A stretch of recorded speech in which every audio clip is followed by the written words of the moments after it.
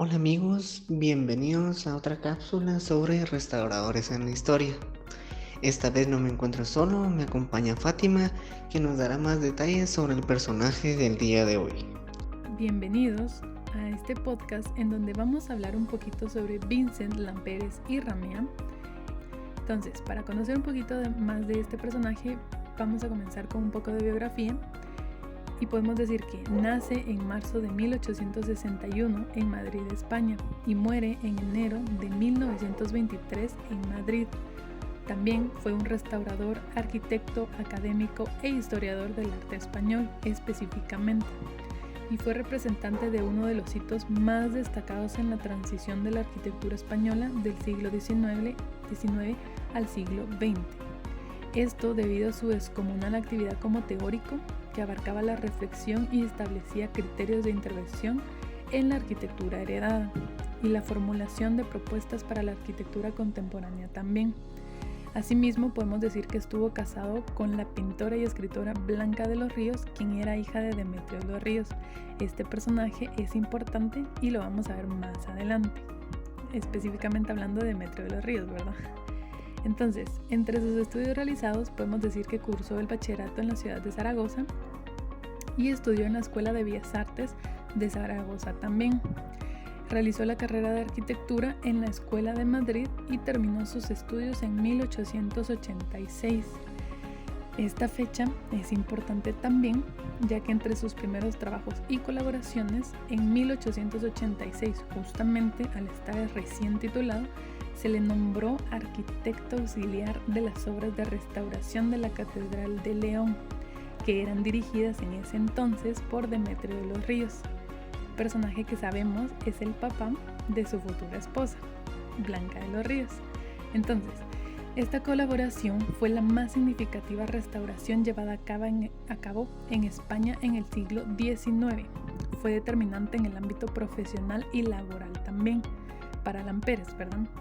Y lo introdujo al campo que nunca abandonaría, que es el estudio e intervención en la arquitectura medieval. La experiencia que le dio de León le permitió intervenir en otras grandes cumbres del patrimonio español también, como por ejemplo, fue arquitecto restaurador de la Catedral de Burgos entre 1892 y 1923, en donde siguió su ideal de reconstitución estilística hasta posiciones extremas.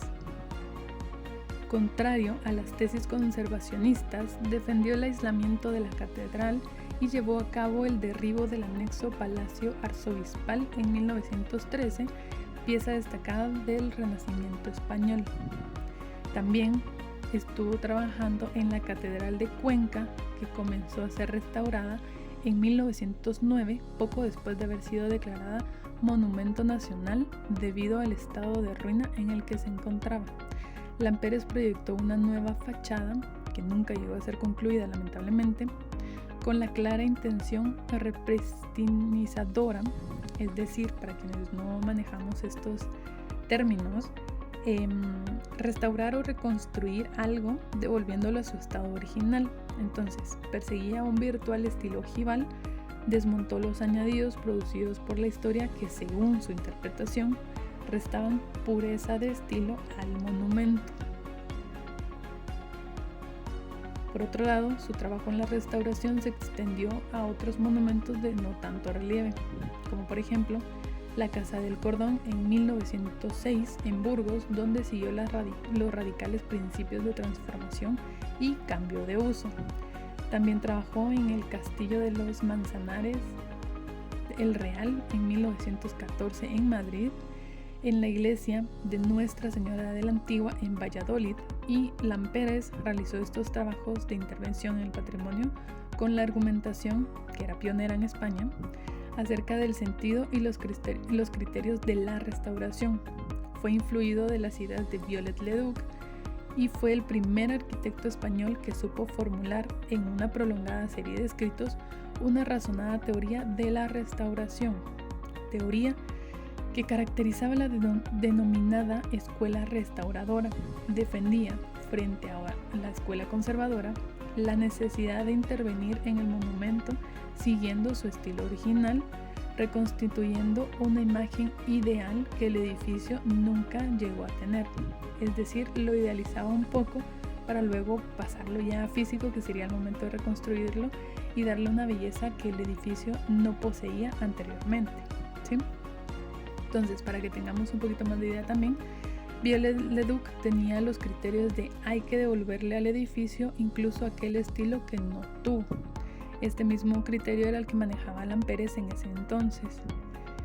En lo que se refiere a la arquitectura de su tiempo, alentó un cúmulo de escritos y conferencias y la corriente nacionalista y neorregionalista que recorría la primera década del siglo XX.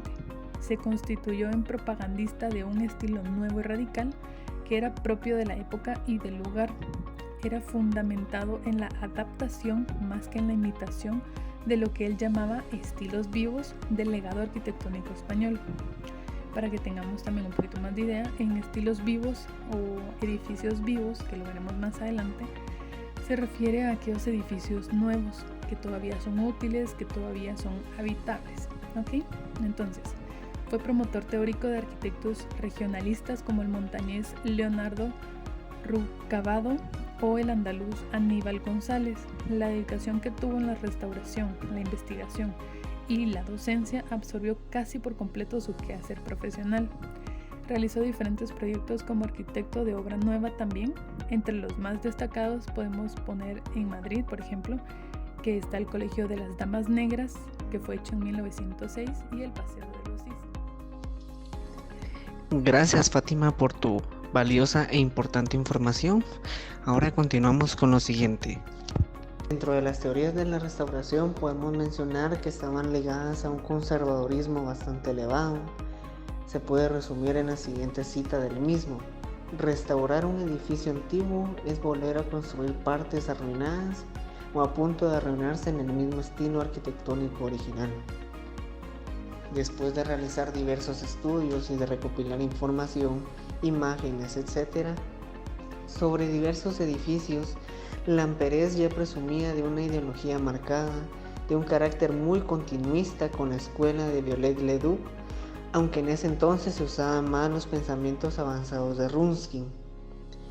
Defendió la imposibilidad de restaurar o conservar monumentos antiguos con técnicas contemporáneas y asimismo que el arquitecto encargado de una restauración no debía de tener ningún tipo de intervención en una restauración, debía ser algo impersonal, diciendo la siguiente frase: queda al arquitecto el cuidado de rehacer lo menos posible, de no inventar nada, de prescindir de su personalidad, procurando ser el continuador del que hizo el monumento.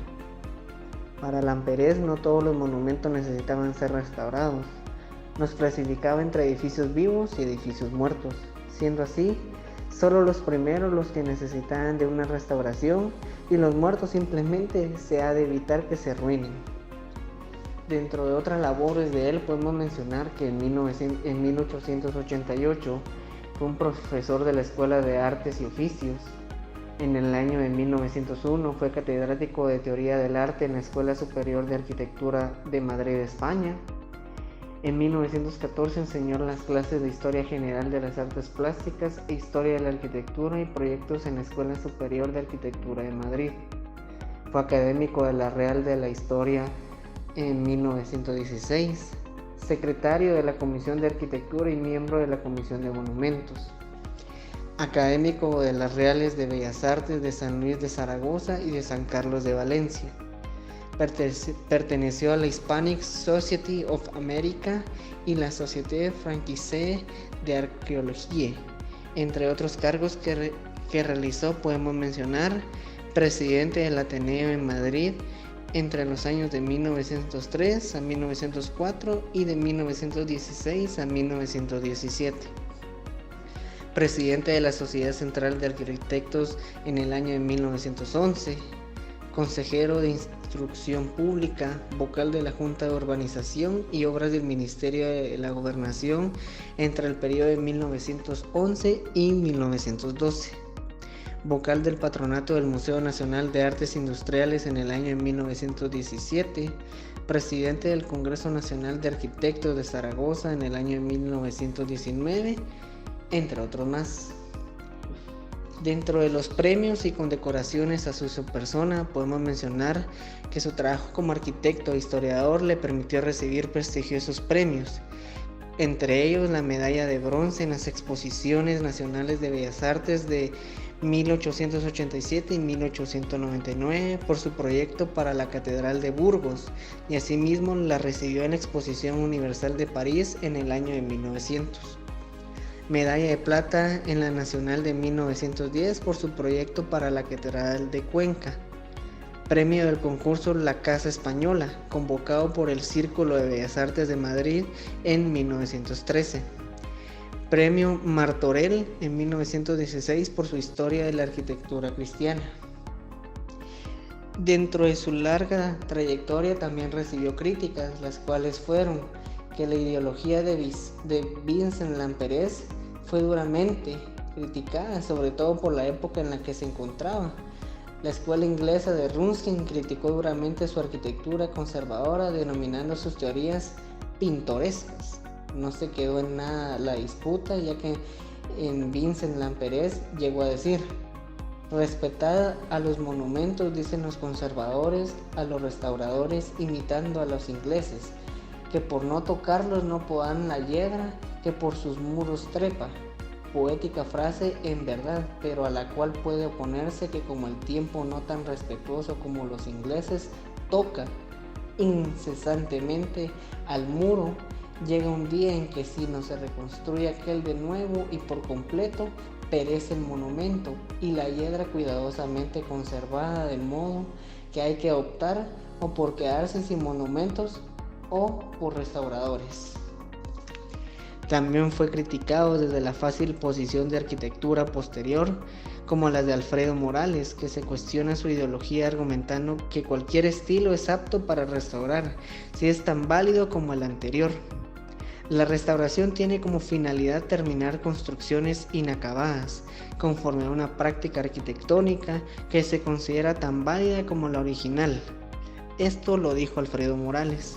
Finalmente, también recibió duras críticas por su obra histórica de la arquitectura cristiana, referido a la concepción del arte mudéjar, por su incorrecta valoración e interpretación de los aportes islámicos o su visión de las iglesias españolas de ladrillo, refutada por el Marqués de Lozoya. Bueno amigos, esto es todo sobre el personaje del día de hoy. Nos esperamos la siguiente semana para otro capítulo. Hasta luego.